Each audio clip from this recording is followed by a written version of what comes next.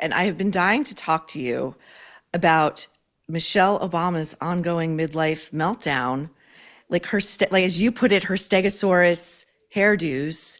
The utterance the other day, she says she's transitioning. I mean, I think we both know what she's trying to do by using that word. Yeah. I mean, what do you make of all of this? Like, what's going on in that psyche?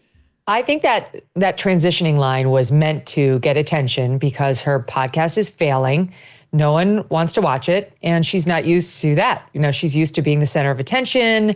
Everyone's interested in me. I don't have to try hard. And so now she's embarrassed. And so I think she's intentionally dropping these little, nuggets in these podcasts just so she can get pickup and talking here and there about her marriage because she knows that she'll get pickup if she talks about him. It's kind of like Meghan and Harry, where it's like the man is the star and the woman is kind of the glamour. She's like the also-ran. Like we're interested in her to the extent she's going to tell us about him. And she knows that, so she's working it. But she can't hide her general morose nature. So the more you tune into these clips, never mind that show, and I actually have tried to watch it because it's our business, it's terrible. She's the most depressing person to spend time with. So it's going to continue failing. 100%. I mean, for one thing, the transitioning thing struck me so strangely because this is the third rail on the left, right? Like, like the people who call, Michelle Obama knows this, that like online, there's a cohort of people that call her Big Mike. Yes. And who maintain that she is a dude. Okay. That's what they maintain. I'm just saying. That's right.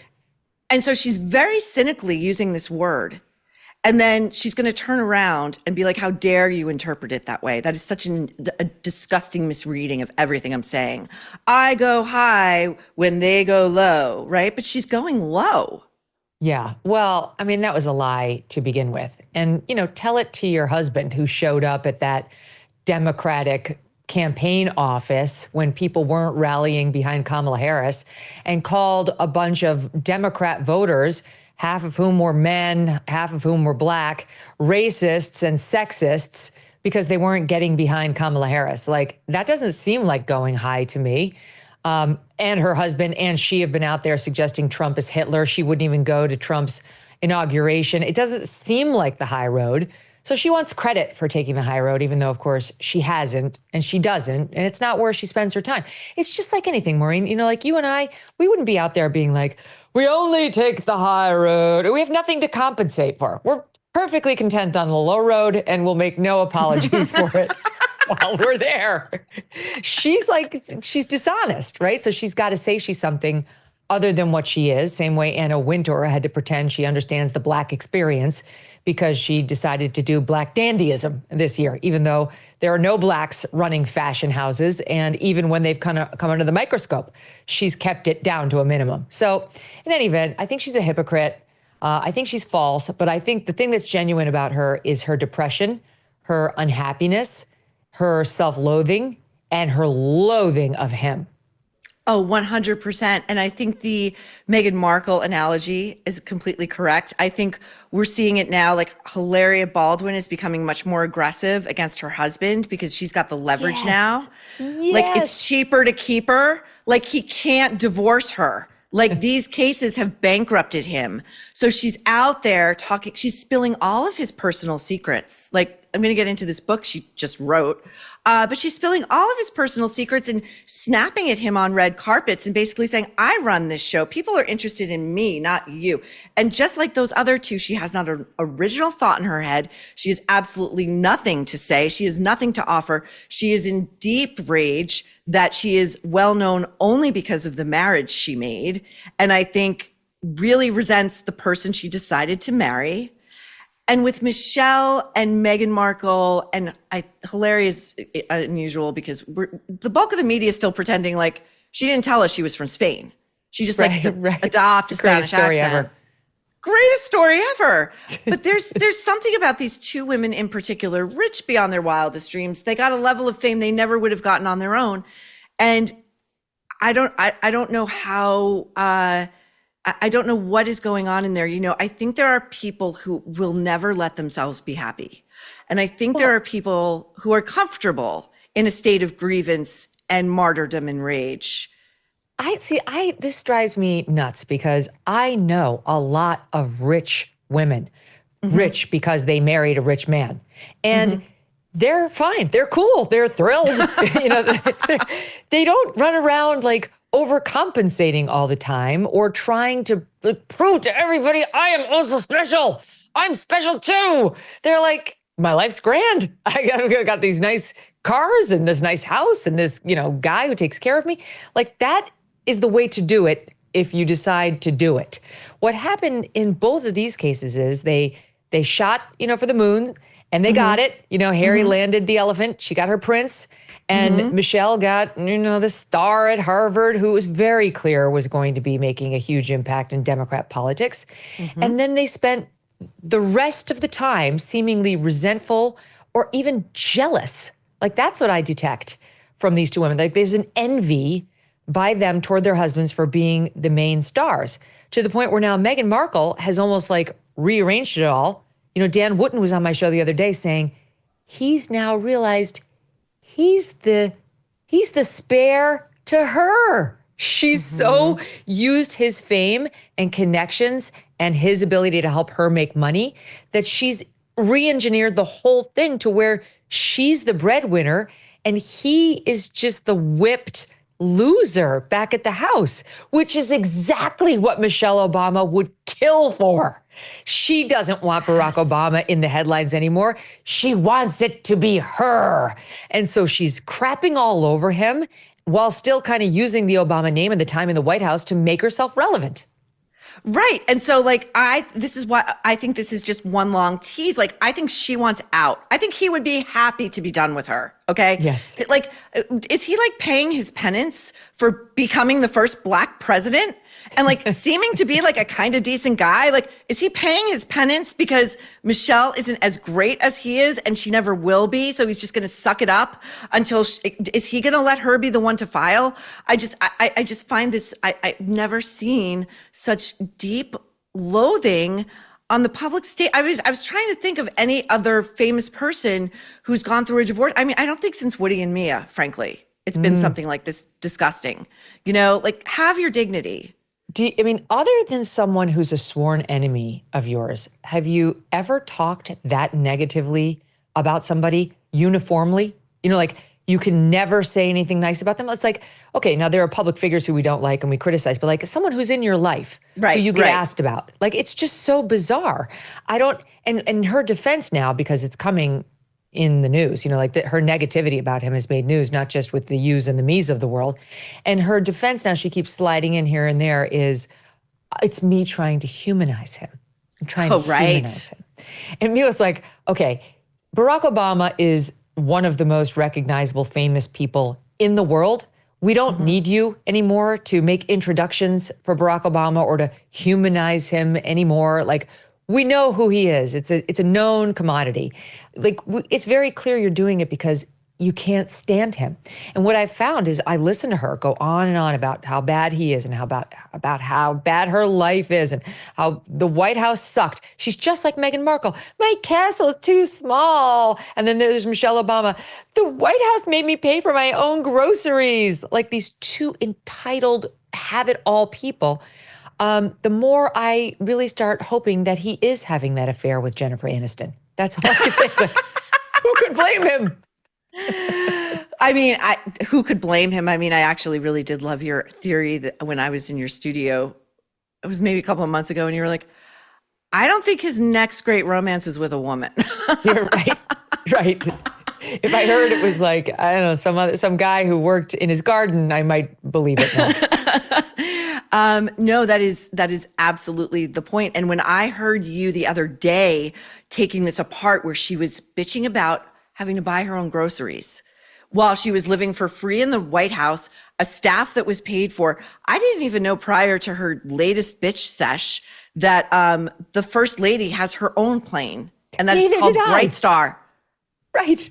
But she still found a way to complain about it. It's like, so let me just get this straight. We, the people, moved you and your whole family into the White House. We gave him Air Force One. We gave you your own plane. You're in a 55,000 square foot mansion with an 18-acre estate around you, your own rose garden, your own staff, your own wing. She's got the East Wing. Okay, all of that.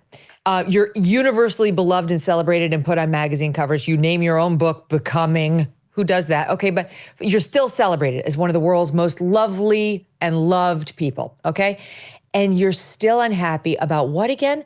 About the fact that when the girls ride on the plane, you have to pay the equivalent of an airline ticket for them, and you have to pay for your own food. Like every other human alive, like all of us, right? Like who's going to, she's so out of touch. She doesn't realize we're not going to feel sorry for her for having to pay for her groceries and her kids' airlines. The balls on her, no pun intended. I'm just saying like the nerve to say, I had to pay for my groceries like all of us do. Is she paying for like gas and electric in the White House? I doubt it. Is she paying for the pool guy to clean the in-house White House pool or the bowling alley or the screening room where they have movie stars come and get first run pictures of whatever they want to see? No, no, and no. Right. No. She doesn't even have to stop in traffic. And even now she's like, but I really deeply worry about my country and my daughters. Not me. I have my 4-car motorcade and law enforcement following me everywhere. I'm Michelle Obama. But my daughters, they're only barely recognizable and they're brown. So they could be picked up at any moment by this evil Trump's department and sent off to El Salvador. So I'm deeply worried about my 2 privileged daughters and all brown people in America because the country's racist, you see? The country that made me at least 100 millionaire, probably closer to a billionaire now, is racist to its core. Poor me. I was screwed over in the White House. I'm still getting screwed over. And poor brother Craig is there like, it's even worse than you thought, Sister Michelle. As bad as you think you had it even worse, like her enabler, codependent brother. Her brother, frankly, seems terrified of her. He really does. Like every time he dares to gently contradict her, she'll be like, nope, that's not the way it happened. And he'll be like, you're right. You're right. Yes, like when he was like, well, maybe if we knew you weren't feeling great, like we guys, we would say something. And then of course she's like, we shouldn't have to ask. We shouldn't have to tell you. She snapped back with like, you should just figure it out. She totally did. She also criticized him and, men in general for the way they interpersonally relate, right? Like if they have a friendship conflict, men among men, they just sort of hash it out. They forget it. It's a bygone. It is never revisited. They never exhume that grievance. And she's saying she thinks that's the wrong way to go in life because Michelle, the master of grievances, likes to hash that shit out. She likes to beat that carcass further into the ground and she will not let go. And you have to have like a multi-day summit and then revisit that maybe months down the road. And she's saying that's the healthy way to be. Yeah. So that's the difference between her spouse, who doesn't seem to put up with her nonsense and her endless wanting, to have these talks about everything, and Meghan's spouse. Because Meghan married somebody who is not well, Meghan Markle. Like Prince Harry is a weak, damaged man who doesn't have the inner strength that Barack Obama has. Even though, listen, I understand Barack Obama's faults and the vein and all, like just of all of that, but he doesn't have like such a tiny id the way Harry does, who does like, he doesn't really have a fundamental sense of himself. And so he was so easy for Meghan Markle to manipulate. All she needed was that first meeting. She was totally right that he would be like putty in her hands, that he would buy, he's too dumb. Of course, he bought every act she delivered, hook, line, and sinker, her little ingenue. I'm so sweet and innocent. I don't even know who the queen is. I had no idea you were a prince. And he ran with it. He was so easy to manipulate. But Barack is stronger. So Michelle has gone like further into the doldrums of like, the only thing miserable people want is to make others miserable too. And she 100%. Can't seem to do it with him. She's only gotten more angry, in my opinion, because she can't do it to him. He's got too big a life. He's too important to too many people. And she's not his only company. And he will not take the bait. He will not allow himself to be debased this way. Like, he's kind of gray rocking it. He's not responding to any of it. Yeah. And he does strike me fundamentally as an optimistic person. He strikes me as somebody who really enjoys life, you know? And like, he's not going to get down in the mud with this. And I think you're right. I think his lack of response is sending her into a further and further rage spiral because she can't get what she wants. Any attention is better than no attention. And it goes to her husband. It goes to her flailing podcast. She's got nothing to offer us anymore. Yeah. I mean, how can she still be so angry about America? That's my big point. Like, it's like, okay, you don't like him. You married the wrong man. You're on your podcast talking about how, well, sometimes there's a bad decade in a marriage. No, there isn't. No, there isn't. Those marriages end in divorce. That is not a thing, Michelle. Sorry to tell you. But so she's out there, but she's still mad at the country. Like, you hear her, she never makes a positive reference to the United States or her experience of it. It's always about how racist we are. We elected her husband twice, and celebrated her. I mean, she still, as far as I know, to this day, is one of the most popular figures in the country. It's never enough. She's so much happier talking about her anger and her disappointment in the failure that we all are to her.